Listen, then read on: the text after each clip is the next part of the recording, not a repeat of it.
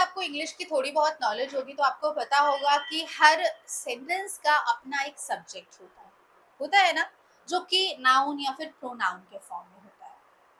But क्या आपने कभी ऐसे सेंटेंसेस देखे हो जिनका सब्जेक्ट ही नहीं है? क्या ऐसा होता है इंग्लिश ग्रामर में कि विदाउट सब्जेक्ट वाले भी सेंटेंसेस एग्जिस्ट करते हैं?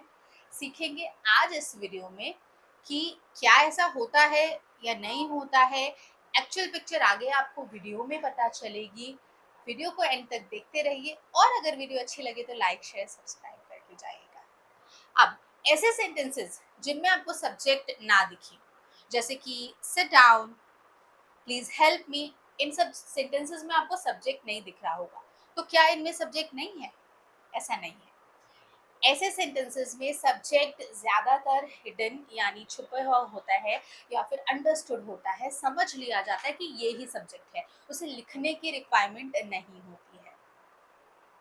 अब इस तरह के जो सेंटेंसेस होते हैं ना, जनरली इम्पेरेटिव सेंटेंसेस होते हैं या फिर आप कह सकते हैं इनफॉर्मल जो सेंटेंसेस होते हैं, उनमें आप ज़्यादातर ऐसा देखेंगे कि आपको सब्जेक्ट नहीं दिखेगा, हिडन होगा या फिर अंडरस्टूड होगा।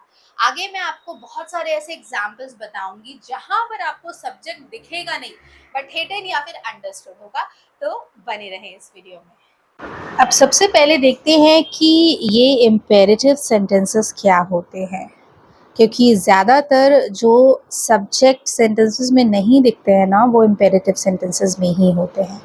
इम्पेरेटिव सेंटेंसेस उन्हें कहा जाता है जो सेंटेंसेस कमांड देते हैं, इंस्ट्रक्शन देते हैं, रिक्वेस्ट देते हैं या किसी तरह की एडवाइस देते हुए जो सेंटेंसेस होते हैं ना, ये सभी टाइप के सेंटेंसेस इम्पेरेटिव सेंटेंसेस के अंदर आते हैं। अगर आप अभी भी समझ नहीं पाए हैं तो डोंट वरी, आगे मैं एग्जाम्पल दूंगी ना, आप समझ जाएंगे कि कमांड, इंस्ट्रक्शंस, रिक्वेस्ट, एडवाइस क्या होते हैं। Although the subject is not mentioned, it is always you which is understood. अब ऐसे सेंटेंसेस में ना आपको सब्जेक्ट कभी नहीं दिखेगा जो कि यू होता है, ठीक है, पर वो अंडरस्टूड होता है। मतलब हम सेंटेंस में यू लिखते नहीं है पर हम समझ जाते कि यहाँ पर यू है। जैसे ये देखिए, सिट डाउन, अब हम ये नहीं बोलते यू सिट डाउन, क्योंकि यू अंडरस्टूड होता है, समझ लिया जाता है, इसलिए यहाँ पर आपको कोई सब्जेक्ट नहीं दिखेगा जो कि अंडरस्टूड होता है, आप यूं कह सकते हैं हिडन होता है। होप आपको ये एग्जाम्पल समझ आया होगा। ओपन द विंडो, अब यहाँ पर हम कभी ये नहीं बोलते यू ओपन द विंडो, क्योंकि ये एक कमांड का सेंटेंस है, इम्पेरेटिव सेंटेंस है। यहाँ पर जो यू होता है ना, वो अंडरस्टूड होता है, समझ लिया जाता है, इसलिए हम सिंपली बोलते हैं ओपन द विंडो, मतलब खिड़की खोलो। अब चलिए देखते हैं next example, please be quite. अभी एक रिक्वेस्ट हो रही है सेंटेंस में, आप समझ सकते हैं प्लीज को देखकर, पर हम ये नहीं बोलते you please be quite. You again understood होता है, बोला नहीं जाता, लिखा नहीं जाता, बस समझ लिया जाता है कि यहाँ पर यू है, डोंट टॉक। अब अगेन यहाँ पर भी हम ये नहीं बोलते you don't talk, you again understood है, समझ लिया गया है कि यू ही सब्जेक्ट है, तो डोंट टॉक यहाँ पर सेंटेंस है। अब यू नहीं है, इसीलिए ऐसे सेंटेंसेस थोड़े से कंफ्यूज कर जाते हैं।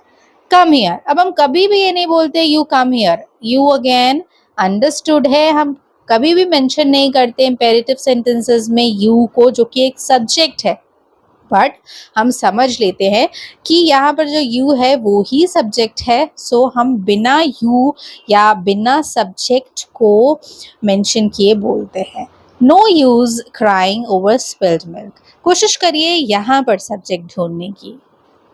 आई एम श्योर आपको सब्जेक्ट नहीं मिला होगा। अब क्यों नहीं मिला होगा? क्योंकि यहाँ पर जो सब्जेक्ट है ना, उसे बोला नहीं गया है, अगेन उसे भी समझा गया है, अंडरस्टूड है, जो कि जो हमारी कॉन्वर्सेशन होती है ना, उसमें हम कई बार इट या इट इज को नहीं बोलते हैं, जो कि इस सेंटेंस में हुआ है। It is no use crying over spilled milk, मतलब बीती बात पर पछताने का कोई फायदा नहीं है। अक्सर जो हमारी कम्युनिकेशन होती है, जब हम बातचीत करते हैं ना, तो सब्जेक्ट को हम बिना बोले बाकी का सेंटेंस बोलते हैं। लेट्स गो, क्या कोई सब्जेक्ट दिख रहा है यहाँ पर आपको? अब ध्यान से देखिए, ये जो लेट्स है ना, इसका मतलब है लेट अस गो, मतलब चलिए चलते हैं। अब ये जो लेट अस है ना, अस ही हमारा सब्जेक्ट है, जो कि लेट के साथ कॉन्ट्रैक्ट करके बोला जा रहा है। तो कई बार हम इस सेंटेंस में सब्जेक्ट को ढूंढ पाने में मुश्किल का सामना कर सकते हैं। इसलिए ये वीडियो अगर आप यहाँ तक देख पा रहे हैं तो आगे भी देखिएगा, क्योंकि इस वीडियो को देखने के बाद आपको समझ आएगा कि आप कैसे सब्जेक्ट को ढूंढें अगर किसी सेंटेंस में सब्जेक्ट आपको ना दिखे, क्योंकि मैंने यहाँ पे हर तरह के एग्जाम्पल को कंक्लूड किया है। फील्स लाइक अ ड्रीम, अब अगेन हम जब डेली कॉन्वर्सेशन करते हैं ना, तो ये नहीं बोलते it feels like a dream, it को इट इज को कई बार हम नहीं बोलते हैं, सपने जैसा लगता है। पर यहाँ पर जो सब्जेक्ट है ना, वो इट इज है, जो कि नहीं बोला जा रहा है, अंडरस्टूड है कि यहाँ पर इट इज होगा ही होगा, जो कि हमारा सब्जेक्ट भी है। सो आई होप आपको आज की वीडियो अच्छी लगी होगी। वीडियो कैसी लगी मुझे कमेंट में ज़रूर बताएं। आपके फीडबैक, आपके कमेंट्स पढ़ना मुझे बहुत अच्छा लगता है, और अगर वीडियो अच्छी लगी हो तो प्लीज़ इसे लाइक करें, शेयर करें, और हाँ, सब्सक्राइब ज़रूर कीजिएगा। Thank you so much for watching.